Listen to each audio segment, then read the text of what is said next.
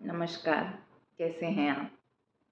एक बार एक जंगल में एक शेर और एक शेरनी रहते थे और दोनों में आपस में बहुत प्यार था। दोनों शिकार पे भी जब निकलते तो साथ में ही निकलते थे। फिर शेरनी ने शेर के बच्चों को जन्म दिया। तो शेर ने कहा कि अब तुम शिकार पे मत आना, तुम घर पे ही रहना और बच्चों की देखभाल करना। शिकार करके लाने की जिम्मेदारी मेरी है। इस तरीके से तय हुआ तो रोज शेर जाता था, शिकार करके लेकर आता था और चारों मिलके खाते थे।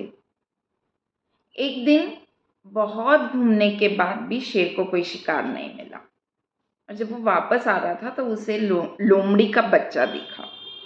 छोटा सा था वो।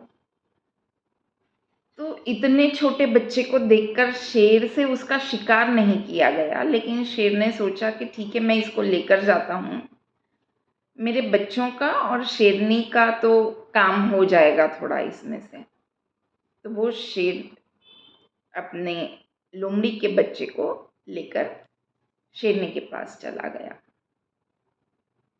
शेरनी ने जब लोमड़ी के बच्चे को देखा तो शेरनी ने कहा कि शेर ने पूरी कहानी बताई, क्या परिस्थिति थी, वो पूरा दिन कैसे घूमता रहा लेकिन कोई शिकार नहीं मिला। अंत में उसको लोमड़ी का बच्चा दिखा और वो लेकर आया, लेकिन उससे शिकार नहीं कर पा रहा था वो उस बच्चे का।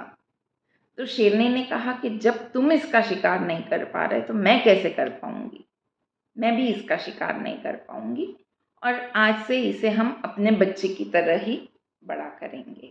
आज से ये हमारा तीसरा पुत्र है। और वो उसको बड़ा करने लगे।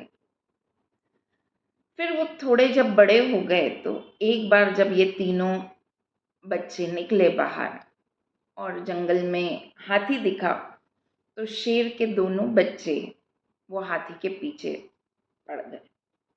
लोमड़ी का बच्चा, वो शेर का तीसरा बच्चा, उन दोनों को समझा रहा था कि देखो, हाथी इतना बड़ा है और तुम उस पे अटैक मत करो या उसको परेशान मत करो, वापस घर चलो।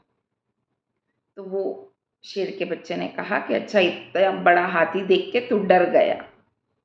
और उसे बहुत गुस्सा आया और वो वापस आ गया। लोमड़ी का बच्चा तो डर के वापस आ गया था, लेकिन उसे गुस्सा आया और वो शेरनी को बताना चाह रहा था कि ऐसा ऐसा हुआ और ये दोनों उस हाथी के पीछे पड़ गए हैं, लेकिन वो हाथी इतना बड़ा है, इन दोनों को नुकसान पहुंचा सकता है।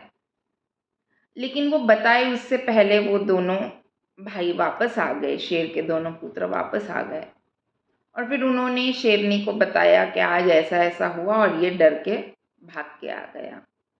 तो शेर के तीसरे बेटे को, मतलब लोमड़ी के बच्चे को, बहुत गुस्सा आया।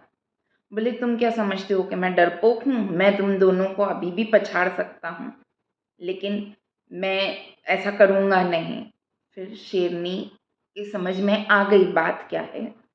शेरनी ने उस लोमड़ी के बच्चे को एक तरफ अलग ले जाके ये कहा, उसको समझाया कि देखो, तुम इस तरीके से शेर तुम्हें उठा के लाया था, तुम हमारे पुत्र नहीं हो, तुम लोमड़ी के वंशज हो और इसलिए तुम डर गए। और अब जैसे जैसे तुम लोग बड़े होते जाओगे और शेर ये भी और बड़े हो जाएंगे और उन दोनों को नहीं पता कि तुम लोमड़ी के बच्चे हो। अभी तक तो वो भी ये समझ रहे हैं कि तुम हमारे ही, मतलब उनके भाई हो। तो वो बड़े हो जाएं और उन्हें ये सच्चाई समझ में आए कि तुम लोमड़ी के बेटे हो, उससे पहले यहाँ से चले जाओ, वरना वो तुम्हें खा जाएंगे। और अपनी सच्चाई समझने के बाद वो डर गया बच्चा और फिर मौका मिलते ही वो वहाँ से गायब हो गया, फरार हो गया। तो इस कहानी से आपको क्या सबक मिलता है, क्या सीख मिलती है, वो कमेंट करके ज़रूर बताइए। और ज़िंदगी में कब ऐसा मौका आया जब आपको शेर की तरह दहाड़ना था, लेकिन आप लोमड़ी की तरह दुबक के डर के बैठ गए? ये भी ज़रूर कमेंट करके बताइएगा। धन्यवाद।